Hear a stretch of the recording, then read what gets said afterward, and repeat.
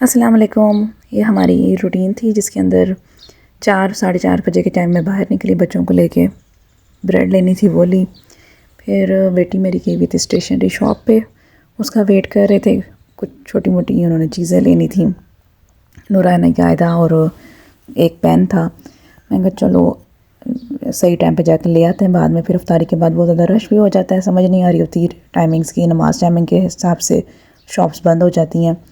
और वैसे तो मेरे बाहर के चक्कर लगते रहते हैं, लेकिन वो स्कूल के टाइमिंग्स होते हैं, उसमें 3 दफ़ा बच्चों की जब लेके आती हूँ तो बस स्पीड लगी होती है कि एक बच्चे को घर लेके आती हूँ, कपड़े चेंज करा के फिर दूसरे बच्चे को लेकर आना। उस टाइम तो बस समझ नहीं आ रही थी। इसके अलावा जब भी बाहर फिर निकलो ना, फिर मैं फ़्रेश हो जाती हूँ। मैं कहती हूँ चलो थोड़ा सा मूड फ्रेश हो गया। वैसे भी बच्चों ने मुझे दोपहर को सोने तो देना नहीं होता, चीं चीं चाँ चाँ चली जाती है बच्चों की शोर शराबे की, तो उसमें नींद तो आती नहीं है। फिर बस इस टाइम घर आके मैंने कहा चलो अब किचन का आगाज़ करते हैं। किचन में आएगी तो बर्तन तो धुले हुए थे, लेकिन वो समेटे कौन, ये सबसे बड़ा अजाब होता है। खैर अच्छा जी, आज मैंने हांडी फर्स्ट टाइम यूज़ की है। इसके अंदर मैंने काले मसर की दाल बनाई है। मेरा बहुत दिल कर रहा था तो मैंने कहा चलो आज ये ब्लैक मसर बनाते हैं। 7 बच्चों के लिए थोड़ा सा मैंने गाजर का हलवा बनाया है। थोड़ी सी गाजरें पड़ी हुई थी, तकरीबन 2 किलो के करीब। उसमें बस 2 किलो ही दूध ऐड करके उसको मैंने पकाने रख दिया था, हाफ़ कुक हो गया हुआ था। और ये दही फुल्कियाँ, इसमें मेरा नहीं होता, मैं बस इसको 1-2 चम्मच ही टेस्ट करती हूँ। बाकी ये मैंने चिकन बोनलेस रखा हुआ था, इसमें हर चीज़ ऐड करके नमक मिर्च मसाले लहसुन अदरक टमाटर सबको मैश करके इसको मैंने फ्रिज में रख के दिया था, ताकि मुझे अफ्तारी के टाइम तक इसको मैं बस निकाल के और बस कुक करूँगी, ज़्यादा टाइम वेस्ट ना हो। अब पहले मैंने सोचा कि चलो मैं ये दाल जो है ना इसको भी रखती हूँ, ताकि इसमें पानी काफ़ी है अभी, तो ये ज़रा ड्राई हो जाए।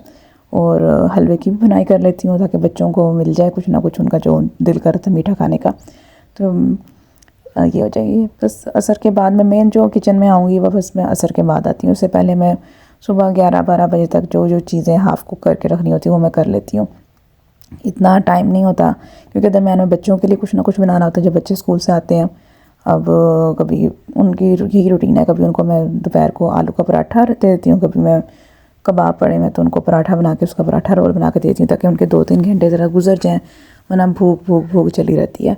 तो बच्चों को मील भी मिल जाता है और मेरा काम चल जाता है कि चलो उनको, इसलिए किचन के काम ख़त्म तो नहीं होते, लेकिन बंदा ये कहता है कि चलो कुछ काम पहले करके रख लें। अभी जो मैंने अफ्तारी के लिए रखा हुआ था ये मैंने सुबह कर लिया था काम, और इसको मैं अब ये 5 बजे के बाद दोबारा से किचन में आकर शुरू किया था।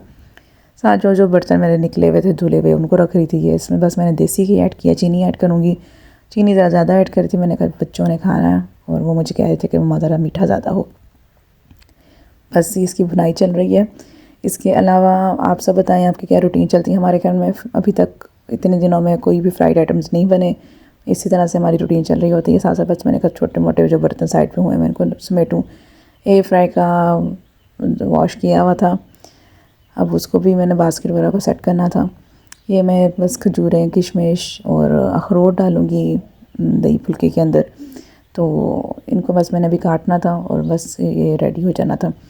दही पे भी आजकल ज़्यादा क्वांटिटी में जमा लेती हूँ, क्योंकि अफ्तारी में भी चलना होता है, सहरी में भी चलता है, तो ज़रा सही क्वांटिटी में घर का दही बना हुआ हो तो अच्छी रूटीन रह जाती है।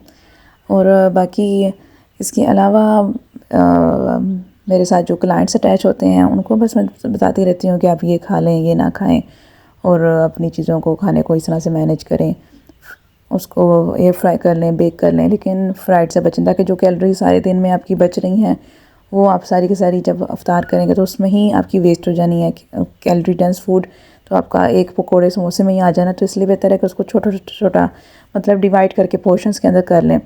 अब मैंने बस ये मिक्सिंग करनी थी दही के लिए। मैं बस जो भी हाथ आता है बर्तन इस टाइम में मैं आके बस वो वाला बर्तन पर, चाहे बर्फ़ वाला कोला हो, जो भी चीज़ मुझे नज़र आ रही हो मिक्सिंग के लिए मैं ले लेती हूँ, क्योंकि मुझे पता होता है कि इसको मैंने फिर समेटना है धोना है और रात तक शैंक को और शेल्फ्स को क्लियर करना है सहरी के लिए। तो बस जो चीज़ मिल रही होती है बस मैं कहती हूँ इसमें फटाफट मैं काम करूँ। अच्छा जी, बात कर रही थी मैं सहरी अफ्तारी की। अफ्तारी में अब जैसे मैंने अभी अफ्तार के टाइम मैंने ये दही जो फुल्की है इसके 2 चम्मच ले लेती हूँ बस, बाकी खजूर पानी। अफ्तारी हो गई, नमाज के बाद खाना रखा होता है, बस खाना उस टाइम नमाज के फ़ौरन बाद तकरीबन मेन मील की तरफ फोकस होता है। वो खाना अच्छी तरह से रच के खाना है, सारे छोटे बड़े खाना खाएं, मेन मील पे फोकस करें।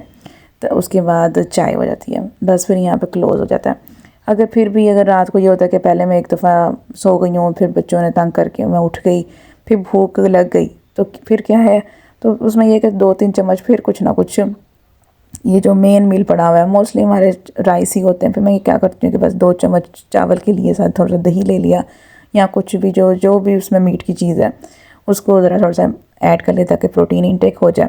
तो इस तरह से आप भी इस तरह से कोशिश करें ताकि बार बार जो अगर रोल समोसे खा लिए हैं तो उसको रिपीटेडली फिर ना करें, ताकि जो भूख लग रही है बाद में कोई फ्रूट ले लें, दूध का गिलास ले लें, दही पड़ा हुआ है दही थोड़ा सा खा लें। कम से कम ये हो जाता है कि आप ओवर ईटिंग जो आपकी हैबिट्स हैं उससे बच जाते हैं, और ऐसी चीज़ खाएं जो कि आपको आपकी सेटिस्फेक्शन भी हो जाए और आपका पेट भी भर जाए। थोड़े से नट्स ले लें जो आपको अगर लेट नाइट क्रेविंग्स हो रही हैं, और कोशिश करें कि मेन मील को पहले खा लें, ताकि अगर तरावी के बाद आप मेन मील को रखते हैं तो वो फिर बहुत लेट हो जाता है, या तो उसके बाद आप थोड़ी सी बाहर जाएँ, थोड़ा सा घूमें फिरें, फिर तो है कि आप हज़म हो जाएगा, वरना एकदम से आप सो जाते हैं तो फिर उसके बाद उससे गैस्ट्रिक इश्यूज़ बहुत ज़्यादा हो जाते हैं।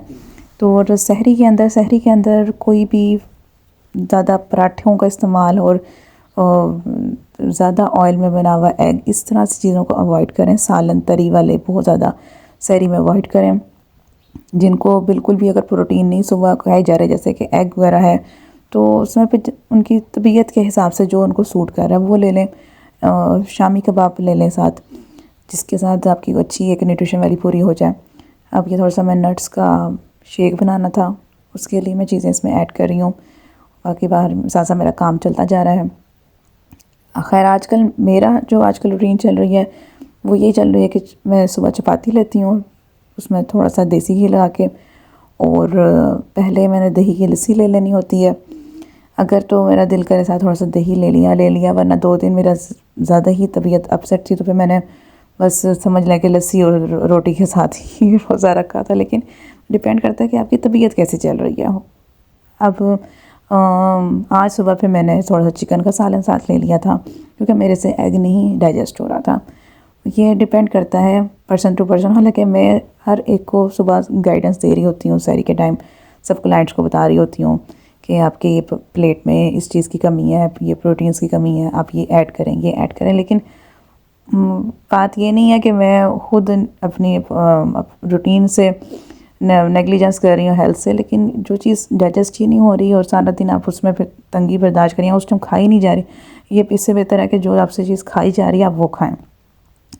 अब के दरमियान मैंने सालन भी बस रखने लगी थी चिकन का, और इसमें बस थोड़ा सा ऑयल डालूँगी। उसके बाद ही मैंने सारा बैटर जो रेडी किया हुआ था पहले से, उसको मैंने फ्रिज में रखा हुआ था।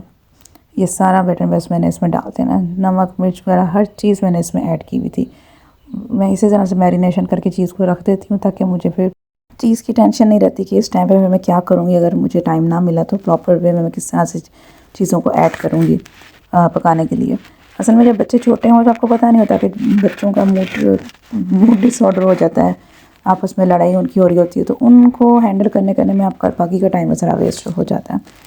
अब मैंने क्या किया था, थोड़ा सा मेरे पास में 1 टीस्पून देसी घी पड़ा हुआ था प्याली के अंदर, इसे मैंने दही को ऐड किया और ठंडी ही ये मैरिनेशन के अंदर मैंने ऐड कर दिया।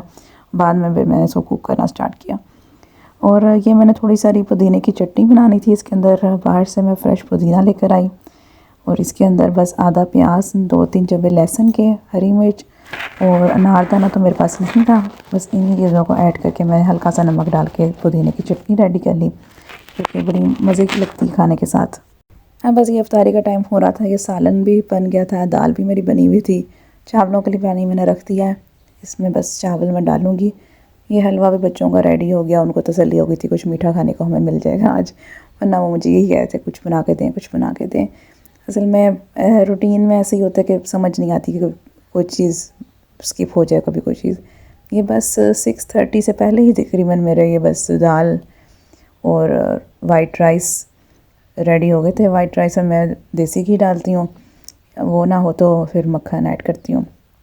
ये बस मैंने 1 चम्मच देसी घी इसमें डाला, ये माशाल्लाह इतना अच्छा बना हुआ था और दानेदार बिल्कुल और अल्लाह का शुक्र है कि चीज़ें जो हम लोग होममेड बना लेते हैं बिल्कुल खालिस, जिनका पता हो, बाहर से ली हुई चीज़ों का कुछ अंदाज़ा ही नहीं होता कि उसमें कितने प्रिजर्वेटिव्स हैं या फिर उनका कुकिंग प्रोसीजर कैसा हो रहा है। इसलिए कोशिश करें जितनी हो सके चीज़ों को घर में प्रिपेयर कर लें।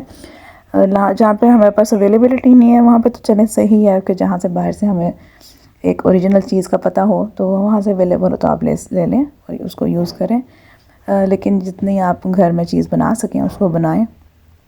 बस ये मैंने चावलों को दम दे दिया है और पीछे से ची ची चै चै मेरे बच्चों की चली हुई थी कि हमने ये नहीं खाना, हमने वो नहीं खाना।